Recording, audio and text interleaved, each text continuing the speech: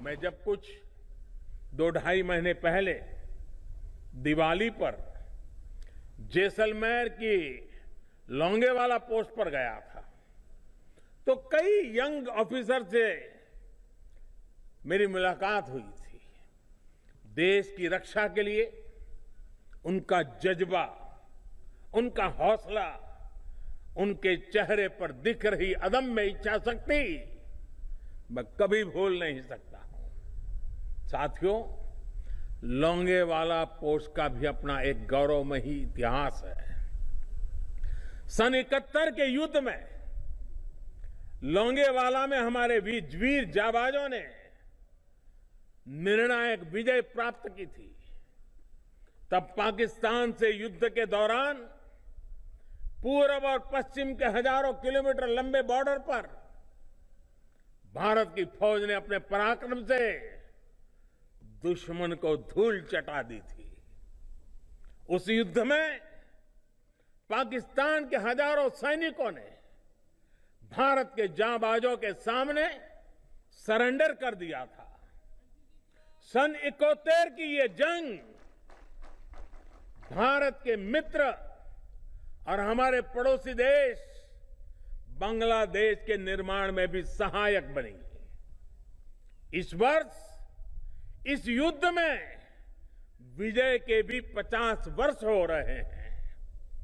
भारत के हम लोग 1971 की जंग में देश को जिताने वाले भारत के वीर बेटे बेटियों के साहस, उनके शौर्य, आज पूरा देश उन्हें सैल्यूट करता है। इस युद्ध में देश के लिए जो शहीद हुए, आज मैं उन्हें अपनी श्रद्धांजलि अर्पित करता हूं। साथियों, आप सभी जब दिल्ली आए हैं तो नेशनल वॉर मेमोरियल जाना बहुत स्वाभाविक है। राष्ट्र रक्षा के लिए जीवन अर्पित करने वालों को सम्मान देना हम सभी का दायित्व है। बल्कि इस गणतंत्र दिवस को तो हमारा जो गैलेंट्री अवार्ड पोर्टल है www.gallantryaward.gov.in उसको भी नए रंग रूप में रीलॉन्च किया गया है। इसमें परमवीर और महावीर चक्र जैसे सम्मान पाने वाले हमारे वीर सैनिकों के जीवन से जुड़ी जानकारियां तो है। आप इस पोर्टल पर जाकर इनकी वीरता को नमन कर सकते हैं। और मेरा एनसीसी के वर्तमान और पूर्व सभी कैडेट से आग्रह है कि आपको इस पोर्टल पे जाना चाहिए, जुड़ना चाहिए और लगातार उसके साथ एंगेज रहना चाहिए। साथियों, मुझे यह भी बताया गया है कि जो एनसीसी डिजिटल प्लेटफॉर्म बनाया गया है उसमें अभी तक 20,000 से ज्यादा कैडेट जुड़ चुके हैं। इन कैडेट्स ने अपने अनुभव, अपने आइडियाज शेयर करना शुरू भी कर दिया है। मुझे विश्वास है कि आप सभी इसी प्लेटफॉर्म का ज्यादा से ज्यादा उपयोग करेंगे। साथियों, राष्ट्रभक्ति और राष्ट्र सेवा के जिन मूल्यों को लेकर आप चले हैं, उनके लिए ये साल बहुत महत्वपूर्ण है। इस वर्ष भारत अपनी आजादी के 75 वर्ष में प्रवेश करने वाला है। ये वर्ष नेताजी सुभाष चंद्र बोस की 125वीं जन्म जयंती का भी है। जीवन में प्रेरणा के इतने बड़े अवसर एक साथ आए, ऐसा कम ही होता है। नेताजी सुभाष, जिन्होंने अपने पराक्रम से दुनिया की सबसे मजबूत सत्ता को हिलाकर रख दिया था। आप नेताजी के बारे में जितना पढ़ेंगे उतना ही आपको लगेगा कि कोई भी चुनौती इतनी बड़ी नहीं होती कि आपके हौसले को डिगा सके। देश की आजादी के लिए अपना सब कुछ न्यौछावर कर देने वाले ऐसे अनेक वीर आपको अपने सपनों का भारत बनाते हुए देखना चाहते हैं और आपके जीवन के अगले 25-26 साल बहुत महत्वपूर्ण है। ये 25-26 साल भारत के लिए भी उतने ही अहम है। वर्ष 2047 में जब देश अपनी स्वतंत्रता के 100 वर्ष पूरे करेगा, तब आपके आज के प्रयास भारत की इस यात्रा को मजबूती देंगे।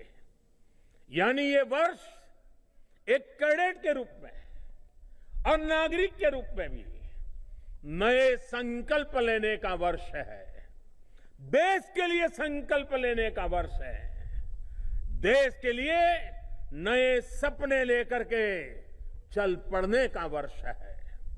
बीते साल बड़े बड़े संकटों का जिस सामूहिक शक्ति से एक राष्ट्र एक मन से हमने सामना किया, उसी भावना को हमें और सशक्त करना है।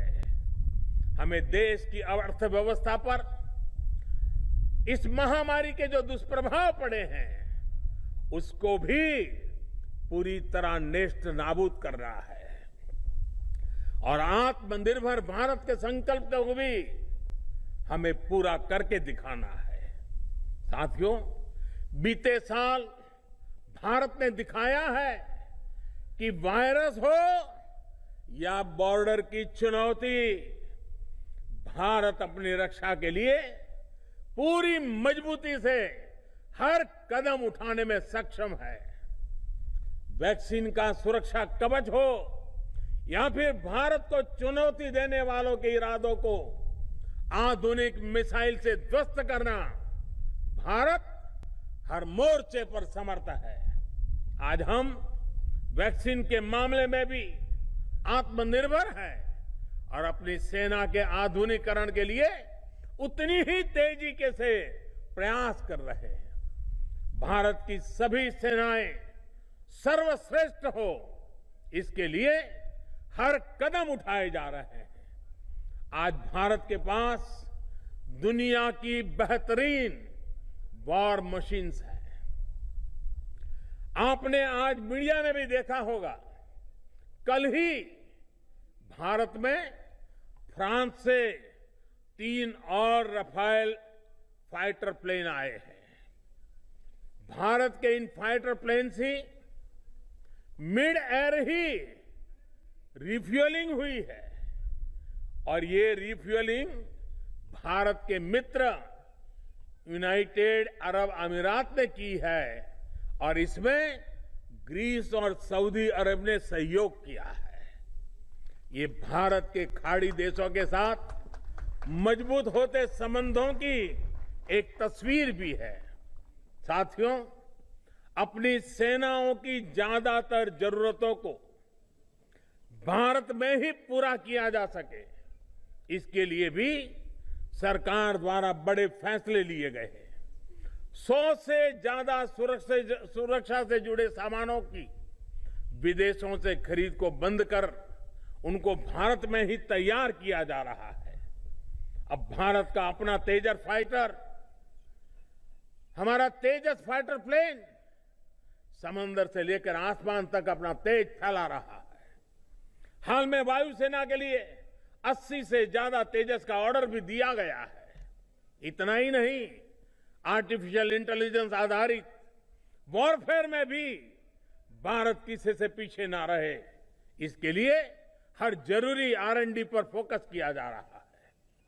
वो दिन दूर नहीं जब भारत डिफेंस इक्विपमेंट के बड़े मार्केट के बजाय एक बड़े प्रोड्यूसर के रूप में जाना जाएगा। साथियों, आत्मनिर्भरता के अनेक लक्ष्यों को आज आप साकार होते हुए देख रहे हैं तो आपके भीतर गर्व का एहसास होना बहुत स्वाभाविक है। आप भी जब अपने में, अपने दोस्तों के बीच में लोकल के प्रति उत्साह अनुभव कर रहे हैं, मैं देख रहा हूं कि ब्रांड्स को लेकर भारत के युवाओं की प्रेफरेंस में भी एक बड़ा बदलाव आया है। अब आप खादी को ही लीजिए। खादी को किसी जमाने में नेताओं के लिबास के रूप में ही अपने हाल पर छोड़ दिया गया था। आज वही खादी युवाओं की पसंदीदा ब्रांड बन चुका है। खादी के कुर्ते हो, खादी का जैकेट हो, खादी का दूसरा सामान हो, वो आज युवाओं के लिए फैशन का सिंबल बन चुका है। इसी तरह आज टेक्सटाइल हो या इलेक्ट्रॉनिक्स, फैशन हो या पैशन, त्योहार हो या शादी, लोकल के लिए हर भारतीय वोकल बनता जा रहा है। कोरोना के मुश्किल समय में भी भारत में रिकॉर्ड संख्या में स्टार्टअप्स बने हैं और रिकॉर्ड यूनिकॉर्न देश के युवाओं ने तैयार किए हैं। साथियों, 21वीं सदी में आत्मनिर्भर भारत के लिए आत्मविश्वासी युवा, ये इसकी पहली शर्त है, बहुत जरूरी है। ये आत्मविश्वास फिटनेस से बढ़ता है, एजुकेशन से बढ़ता है, स्किल और उचित अवसरों से आता है। आज सरकार देश के युवाओं के लिए जरूरी इन्हीं पहलुओं पर काम कर रही है और इसके लिए सिस्टम में हमें हर जरूरी रिफॉर्म्स भी किए जा रहे हैं। हजारों अटल टिंकरिंग लैब से लेकर के बड़े आधुनिक शिक्षा संस्थान तक, स्किल इंडिया मिशन से लेकर मुद्रा जैसी योजनाओं तक सरकार हर दिशा में प्रयास कर रही है। आज फिटनेस और स्पोर्ट्स को भारत में अभूतपूर्व प्राथमिकता दी जा रही है। फिट इंडिया अभियान और खेलो इंडिया अभियान देश के गांव-गांव में बेहतर फिटनेस और बेहतर टैलेंट को प्रोत्साहित कर रहा है। फिट इंडिया अभियान और योग को प्रोत्साहन देने के लिए तो एनसीसी में भी विशेष कार्यक्रम चलते हैं। नई नेशनल एजुकेशन पॉलिसी के माध्यम से भारत के एजुकेशन सिस्टम को भी प्री नर्सरी से लेकर पीएचडी तक स्टूडेंट सेंट्रिक बनाया जा रहा है। अपने बच्चों को, युवा साथियों को अनावश्यक दबाव से मुक्त करके उसकी अपनी इच्छा, अपनी रुचि के हिसाब से आगे बढ़ने के लिए माहौल बनाया जा रहा है।